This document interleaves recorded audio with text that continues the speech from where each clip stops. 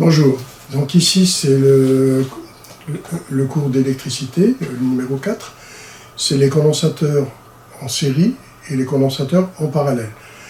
Plus, j'indique le sens du courant et le sens de la tension dans le courant continu. Alors, ne confondez pas courant continu et le courant alternatif. Courant alternatif, pour le moment, on n'a pas encore vu, on va le voir après. Okay, donc, pour le moment, on est là. Après, on verra quoi?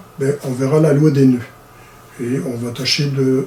je pense que c'est tout ce qu'on verra dans le courant continu. On ne va pas se lancer trop loin dans le courant continu. On va aller dans l'alternatif après.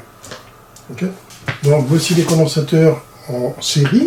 Vous avez un condensateur C1 de 5 microfarads, un deuxième condensateur C2 de 3 microfarads, un condensateur C3, 15 microfarads. Ils sont placés sur du courant continu, donc ils sont polarisés. Il y a un plus, un moins sur chaque borne de mon condensateur. Sur les tout petits condensateurs en électronique, il n'y a pas de plus et moins. Il n'y a que à partir d'une certaine valeur, mais ils sont très vite polarisés. C'est vraiment les tout petits, les plats, ils sont spécifiques ceux-là. Bon, nous, ça ne nous intéresse pas dans notre cours de froid, mais c'est un truc que je signalais. Les condensateurs en série sont le contraire des résistances quand elles sont en série ou en parallèle. On sait que quand on avait des résistances en série, on additionnait les valeurs de chaque résistance. Par contre, quand elles étaient en parallèle, on employait cette formule-là. Ben, vous voyez, quand c'est des condensateurs en série, c'est le contraire des résistances. J'emploie la formule comme si c'était des résistances en parallèle. Donc, c'est 1 sur C égale 1 sur C1, 1 sur C, plus 1 sur C2, plus 1 sur C3. Les trois additionnés, ça nous fait 1 sur C est égal 1 sur 1, 5, plus 1 sur 3, plus 1 sur 15. 15 est le dénominateur qui correspondra le mieux pour ici, donc je remets tout au même dénominateur 15 pour additionner, parce qu'autrement c'est pas additionné. Donc ici 3 fois 5, 15, donc 3. Ici 5 fois 3, 15, donc 5.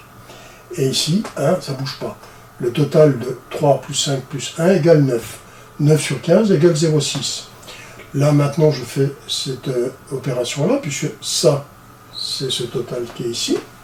Donc 1 sur 0,6 est 1,666 microfarads. 1,666 microfarads. Tous les condensateurs additionnés en série ici me donnent ceci. Alors on voit que c'est pareil que les résistances, c'est toujours en dessous de la plus petite valeur. Toujours en dessous de la plus petite valeur. Donc maintenant on va regarder les condensateurs en parallèle. Donc toujours en courant continu. Donc là on a les condensateurs en parallèle. Et là en parallèle, c'est le contraire des résistances, comme je vous ai déjà expliqué. Ben là j'ai C1 5 microfarads, C2 3 microfarads, C3 2 microfarads, C4 15 microfarads. Ben là, tous ces condensateurs-là s'additionnent. C'est 5 plus 3 plus 2 plus 15, ça nous fait 25 microfarads. C'est le total de mes condensateurs. Alors il ne faut pas oublier, ça je ne l'ai pas mis ici, mais ils sont polarisés. Donc les condensateurs en courant continu sont d'office polarisés. Bon, ça je vous l'ai dit, les tout petits, les plats, ceux-là ne sont pas polarisés. Alors, il ne faut pas oublier qu'en courant continu, avec les condensateurs, là, on va accumuler du courant. On va accumuler du courant dedans, enfin une certaine intensité dedans. Donc un courant. Et ce courant va être stocké et va me bloquer le passage. Donc au début, ça va charger, je dis bien un courant continu. Hein. Ça va charger, et quand tout est chargé, le courant va stopper, va plus circuler ici. Il pourra peut-être circuler par là, mais il ne circulera plus de ce côté-là. Et il pourra restituer ce courant par la suite. Donc en courant continu, on peut stocker dans un condensateur et le restituer après. Donc ça, c'est dans des circuits électroniques que l'on se sert pour faire des temporisations, des trucs comme ça. Donc, voilà le but d'un condensateur en électronique.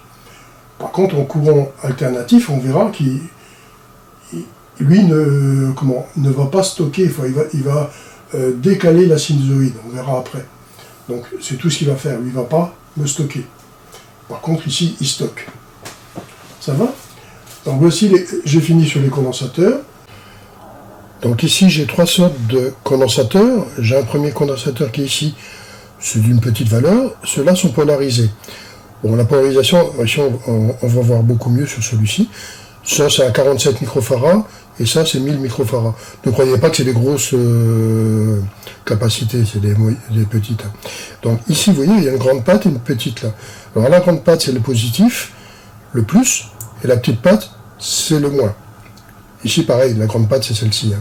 Mais par contre, ceux-là, bon ça c'est, ils sont sur une feuille, c'est plusieurs condensateurs qui sont mis sur une feuille, mais ils ne sont pas raccordés, c'est collé seulement.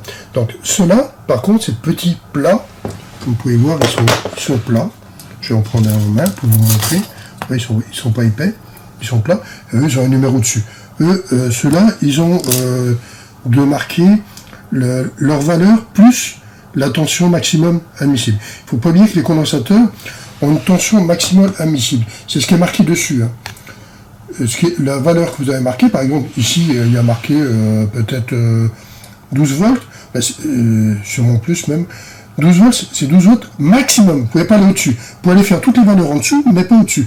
Donc les condensateurs, c'est comme ça que ça marche. Même en alternatif, vous aurez une valeur maximum d'utilisation. Ok? Et leur valeur en microfarad ou en farad, ça dépendra.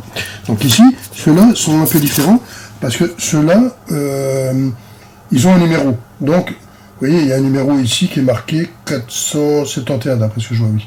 471. Donc, il faut aller voir sur un tableau pour savoir la valeur et quelle est la tension maximum que l'on peut l'utiliser. Mais ceux-là n'ont pas, vous voyez, les pattes sont, c'est pas parce qu'ils ont la même longueur, mais ceux-là ne sont pas polarisés. Voilà. Donc, je vous ai montré les sortes de condensateurs qu'il y a. Ici, on va voir le sens de la tension. La tension, la tension ici, c'est U, en courant continu. Donc, on a U1, U2, U3, U4, qui sont en sens contraire de U. On verra après comment on s'est trouvé un peu tous les paramètres avec ce que l'on appelle la loi des mailles et la loi des nœuds. Mais pour le moment, je vais me contenter de vous expliquer le sens. Donc, on met la flèche par là, ici. Par contre, celle-ci va comme ça. Et elle, l'intensité, donc le courant, lui, il va par là. Et là, il ira par là.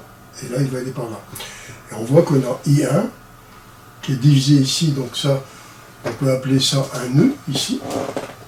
À ce nœud-là, I1 se divise en I2, I3. Et ici, on a I2 qui arrive ici. Et I2, I3 refait de nouveau I1. I1 est égal à I2 plus I3. Donc là, comment ça se passe avec le courant? Et la tension, c'est dans l'autre sens. Mais ça, on verra. Donc ici, ça s'appelle un nœud. On verra la loi des mailles après. Comment les condensateurs et le sens du courant et le sens de la tension. J'ai expliqué le mieux que je pouvais. Les vidéos qui vont suivre, je verrai ce que je vais faire. Bon, je vous l'ai déjà signalé, le haut des mailles. Mais après, je verrai s'il est encore nécessaire de mettre d'autres trucs sur le courant continu. Ok? Allez, je vous souhaite une bonne fin de journée, à bientôt.